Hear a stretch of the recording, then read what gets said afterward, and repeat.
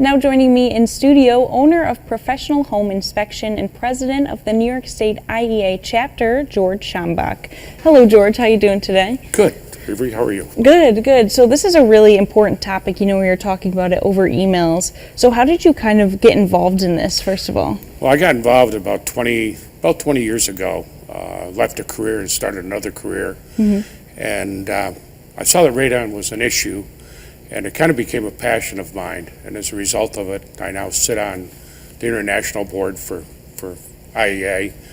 And I also, as president of New York State, I was involved with the New York State Task Force to get radon testers and mitigators licensed in New York State. So it's just become a passion. Yeah. I do a lot of speaking. I teach radon courses throughout the state. Okay, well, you know, I'm not super familiar with it, and I think it's really important because a lot of people aren't. So kind of tell me about the statistics in the southern tier. So in the southern tier, or everywhere, about 1 out of every 4 homes are affected. Okay, so the threshold level is 4 picocuries. Anything above 4 picocuries should be mitigated. That number was established years ago, and now we know that number is not accurate. The World Health Organization says 2.7. We know now, with medical evidence available to us, that 67% of the radon-induced lung cancer occurs between 2 and 4 picocuries.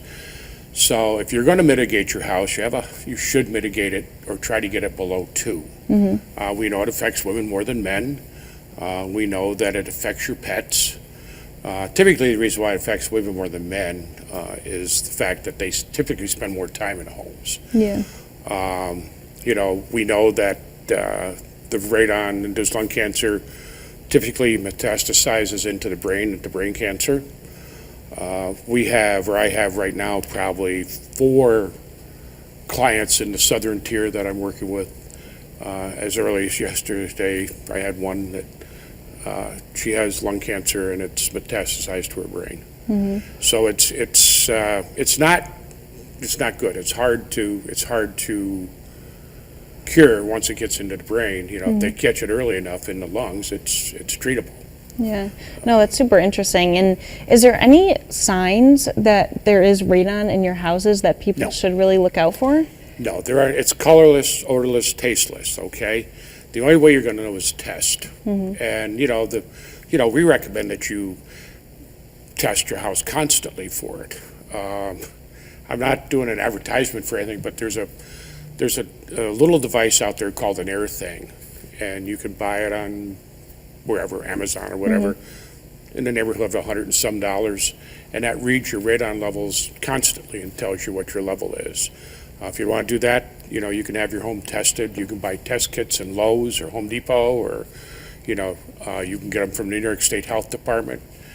Should be able to get them from the Broome County Health Department. I believe they have them available also. And of course, then you could go on and hire somebody to come in and test it. But it's the only way you know. The nicest thing about the air thing is it tests constantly. There are long-term testers that you can hang in your home that will test a house for a year. Okay. So is there more radon found in older houses? So if people maybe have older houses, should they get tested more? So in the radon business, we kind of say all houses suck. Okay. So the only difference between the house there and outside here is the fact that house is sitting on a radon source. The chimney effect of the house is drawing that radon in. So it doesn't matter whether you have a house on slab on grade, on stone foundation, concrete foundation. Doesn't matter. Any house, any building. This building could have it. It doesn't matter. Yeah. Schools are really susceptible to it. So. Okay.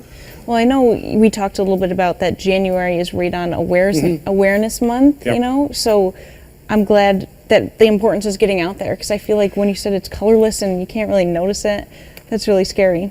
It is. It's extremely important that we get news out about it, and people's awareness. You try to get it out. It's hard though, I would say right now that still 75% of the radon testing is done as a result of a real estate transaction. Okay. You know, that's one of the things when you're doing a home inspection, the question is you want a radon test done. So that's where most of the testing is done. The problem is that new homes aren't being tested, and quite often new homes are high. So, you know, everybody should test their house at least once a year. EPA says every 2 years. And even if you have a system in your house, you should still test it, because the system may be working, but it's not functioning. You know, you may look at the system and say, okay, the fan's running, the negative pressure is the same, but it's really not getting the levels down because something changed underneath the floor. Yeah. And so you're talking about how important it is to do this testing. Is there any specific examples of ways that you want to increase that testing, like the amount of people that are getting tested? And also I want to ask, that was kind of a hard question, but can people go to you and get testing? Yes. Yeah, Okay. they can call us. We'll do the testing. We do it all the time. You can, again, like I say, you can buy them online. You can, the thing about the testing is it needs to be done correctly. It needs to be done in the breathing zone. It needs to be 2 foot off the floor, no more than 6 feet off the floor. Should be 3 feet away from windows and doors. You don't want to test on top of like granite countertops or pool tables, because the emanation coming out of that could change your levels and raise your levels.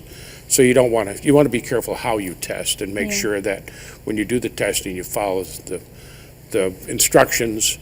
If somebody ever wants to test, they can call us. If they have a question about testing, my people in my office are familiar with it. They can talk to me at any time, and I'll guide them through it. Even if they didn't buy the test kit, I don't care. That's not why I'm here. I'm not here to sell radon testing. I'm not here to sell.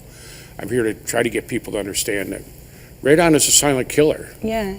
This is really important. I see the what you brought next to you really shows it as well, especially when you're going to families and you're talking about pets as well. Yep. Well, I want to thank you so much for coming on. Well, thank you for having me. Yeah, letting us know all that information. I think that's very important, so thank you. So you should have me back more often. I know, right? Yeah, this was fun, of course.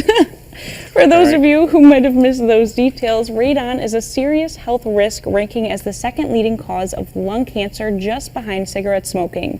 In the southern tier, 1 out of 4 homes have radon levels that exceed the EPA's action limit, putting both humans and pets at risk. As January marked Radon Action Month, it's important to continue raising awareness about the dangers of radon exposure. For more information about radon testing, mitigation, and how it impacts both human health and pets, visit professionalhome.com.